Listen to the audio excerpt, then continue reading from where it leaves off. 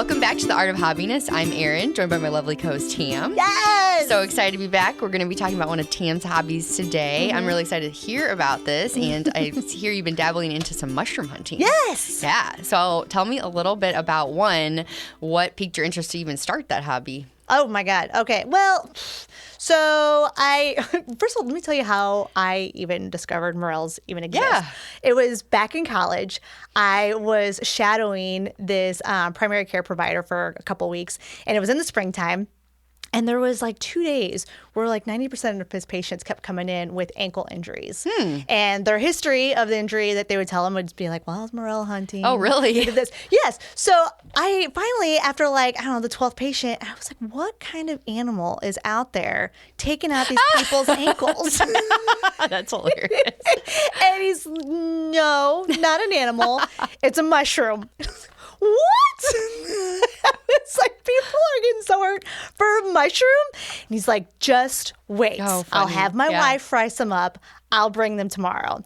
So brings them. I devour them. Yeah. They're phenomenal. Yeah. Okay. And so for anybody who doesn't know what a morel mushroom is it's, because I didn't, I thought it was an animal, is it varies in size. It can come anywhere from like an inch to like the size of a water bottle. Yeah. But it's on a stick that has like almost like a sponge like cone kind of shape on top of it, right? And it's a delicacy in this area. And we live in the Midwest, so it's a pretty hot thing around here, Yes. right? In the spring, this time of year. Yes, yes, definitely in the spring. It's very seasonal. Yeah. And if you fry them up, I mean, you really can cook them anyway, and they taste amazing. But my personally favorite way to eat them is fried up. I just cannot. Like breaded or just in butter? Yeah, Breaded. breaded, Okay. fry them, put a little salt on them. It's just so good. Yeah. I devour them. Yum. So anyway, ever since I learned about it then, I've always been like, I gotta get out there and figure out what people are willing to And what better reason to start doing it with the... Right. So here we are. Yeah. Fast forward Nice. to a hobby podcast. I Yeah. was like, this is my time. I'm doing it. Yeah. So actually, your husband is somebody who's quite experienced in morel hunting. Yes. In mushroom, yes. And, yes. I guess generally in Yeah. mushroom hunting. He's He loves it. Remember the time that our husband sat and watched a Netflix episode about mushroom hunting while we were on I forgot about vacation, that and we until were you like, just- can we go do something? Yes, I do. Side note, I digress. Anyway, so I reached out to Adam and I was just like, hey, I think this is the year. I'm going to try it. Any pro tips? And he was great. He was like, carry a mesh bag. Because you want to put the mushrooms in a mesh bag so that the spores kind of spread around, which creates more for next year. A little knife so that you can kind of cut them. You don't want to pull them out of the ground. You just want to cut them. And then enjoy. He's like, just explore. He's like, but be prepared. There's going to be a lot of times you go hunting and you don't find anything. Right. Which he's so right. Yeah. So tell me I would like to hear your first experience going out. Did you find any right away? Yeah. Okay. Yeah. And then when you did you find some eventually? I did. Okay. Yes. So tell us about both, those things. Yeah. So I think I think a lot of my not finding is for a couple of reasons. One being that, I mean, there's a reason why there's such an adventure, right? It's because you don't strike gold every time.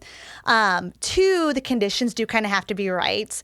Did you discover what the right did you look into what the right conditions are? It seems like it's got to be obviously in the spring. It's got to be where it's kind of cooler and rainy in the morning, and then when the sun pops out in the afternoon. That seems to be the most your best time to look for them. Which is very hard to time nature around your personal schedule. Yes. So it's not that you won't find them during those times. You just have the best chance at finding them during those times. And don't they grow pretty quickly, right? Yeah.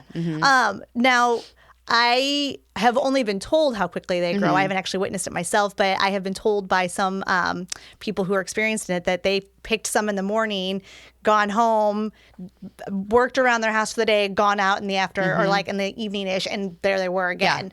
Yeah, incredible. But that's only if you take good care of how you remove them, right? Like if you just rip them out for the root, like you're not going to get them back again. So there's like a talent to foraging for them. So first time went and looked, I did not find anything anywhere. Again, it could have just been the fact that I just had no idea what I was looking for because they kind of come in different colors too. They're kind of hard to spot. They are very camouflage, right? They're very camouflage. You know, they typically, I've been told that you find them near, was it south side facing hills? You find them near dead branches. I think specifically oak trees. I think don't know you're if right. that's that type of mushroom. I think you might be right on that But one. yeah, there's specific trees that they like to be by. And so, you know, I think I just I didn't know what questions to ask those who were professionals in it. So it took a couple of trial and error of me going out and trying and then coming back to my sources and being like, this is kind of what I saw. Would this be some sort of areas? And then them being like, oh, yeah, you can look in those areas. But you have to be careful asking people who hunt for morels because there's such a delicacy and a treasure hunt that they won't tell you where their spots are they look because that's their spot. So I have to ask questions in general and they answer in general because they don't want to be like, go to this spot right here because that's where you're going to find them all because that's where they want theirs. Yeah. That's their stash. Yeah. So where did you end up finally finding some? I know maybe you don't want to tell me where, but like what was the situation? What was the situation? You're not getting any of the secrets, Erin. So my first time finding some, I actually, I have a friend who lives kind of more in southern Illinois that has a lot of wooded property. And I convinced them to let me go out to their house for the day. And I brought my girls because, you know, I love to do my hobbies with my girls. And I brought Pat with me and they went with me. They brought their daughter. And we were, just in the thick of woods, which prior to that, my adventures of going and looking for mushrooms, I think I stayed more more towards the edge of the wooded areas or more heavily trafficked areas. So that could have also been another reason why I wasn't finding things because it was, if I was people were there. These were heavily trafficked areas. So it was fun to be like deep and thick in the woods. It kind of made me feel like a kid again. It reminded me of being like when I was a kid, my grandma used to live on a property that had some woods that butted up to it. And I remember my brothers and cousins and I used to try to like purposefully get lost in the woods so that we could have like the challenge of trying to find our way back and who is the best wayfinder. So it felt like that. Like, you know, you're just like hacking at like weeds and looking for creek beds because you're trying to look for moisture because that kind of helps with mushroom growing. And when we finally found some, we only found 2. We only found 2 out of hours. Wow. Hours. Yeah. I would say we were probably out there for 3-ish hours. Oh my gosh, yeah. We only found 2. But they were these tiny little things. And they were so dark, they almost matched the wood of the tree. And actually, I didn't even find them. My friend found them. And it wasn't until she showed me how she like spotted them. It was almost like you had to see it for yourself to actually know how to look for them. You know what I mean? Yes, I've had that experience. I think I wonder if there were times in the previous times if I was looking and just didn't find it just because I truly just didn't know how to look. But you kind of got to dig a little bit. Yeah. You got to take a little walking stick with you and poke around and stuff. But once we found them, it was so awesome. I was so excited. I was like, wait, it really is like finding gold. Yes. So I enjoy Did you end up taking those couple and cooking I them? did. They were so nice to Yeah. me. They were like, you can have these too. And I was like, well, shouldn't it be like 50%? Like you get profit of it. Right. Here's your one, here's my one. They're like, we're fine. Yeah. But it was great because then, you know, we brought him home. And I think Pat is like in on mushroom hunting now. Like he thought it was such a good time. The girls were so excited that we found something. I really honestly think they would have been so upset if we didn't produce anything on this one trip. Such a great way to just get outside too and have a common goal. It is. Makes it more exciting. I personally found, had you mushroom hunt at all with Adam? Yeah. You do? I have been quite a few times with him. Do you find that when you're out there looking that like you really can't focus or think about anything else? Like you have to be zoned in on exploring. I don't think I realized like initially, especially in the one trip in which we did find some, and I was with my friend, I felt like I spent a good portion of the time just gossiping with her Yeah. and talking. And looking back, I wonder how many we just walked right past. Yeah. or maybe Yeah. even stepped on. Yeah, I think you have to have some focus. You really do. Like I felt like when we did finally find something, it was because we were kind of tired because we'd been out there for hours. We kind of, gossiped everything that we wanted to gossip out of us, right? And we were just kind of just walking around, just like slapping at all the wood things around us. And that's when we found something. So I tried to be more like that in my following trips, which I did end up finding more morels in those trips. Yeah. And it's kind of nice to have something that you're just like so zoned in on and so locked in on, but also being in nature for it. It was really nice. Yeah. I enjoyed that. It's very have to be very present. And, very present. Very, very present. But I'll tell you what I don't like. What? And that's ticks. Oh, yeah. I will say that. Did you guys end up getting some? We got so many. Oh, and like really? I hate those too. They're so gross. Prior to this spring, I think I could probably tell you I've had like 2 ticks on me my whole life. After this spring session, I've had a lifetime's worth. I honestly, more than you need, yeah. I think just the idea of getting a tick is enough to prevent me from probably not doing this. Really? Oh, I think if you wear cover your body and wear bug spray, it helps. It does help. Yeah, and keep your hair pulled back. Yes, and stuff, that is very helpful. But I know it's not a foolproof, but it's helpful. Yes. So ticks were not my. Oh, yeah, they're gross. Those are probably the grossest insects in my opinion. Yes. Yeah. Enough to make me be like, morel hunting's great. Love that for people. Is it for me every year? Probably not. Yeah.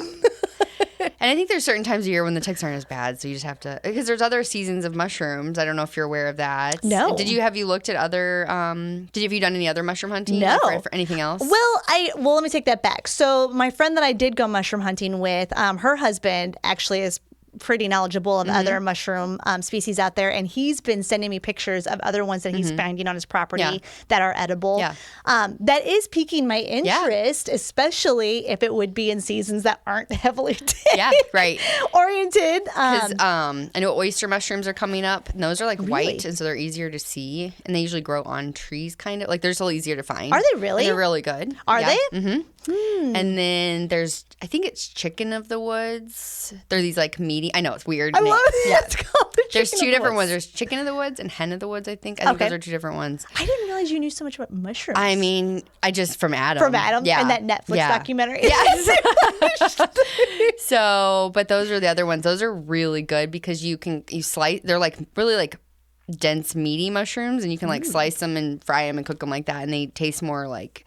They really do taste kind of more like protein. Like do they? Yeah. So they're different. I will say the other thing that I always harp on like how I really like gateway hobbies. I feel like mushroom hunting is a good gateway hobby because you learn to forage, right, for like your own food, which I feel like kind of did get me thinking about like, wouldn't it be really nice if maybe I just really embrace like the like home food gardening, right? And get some of that going in my own backyard. So then I don't have to do the ticks, but I still get to forage-ish, right?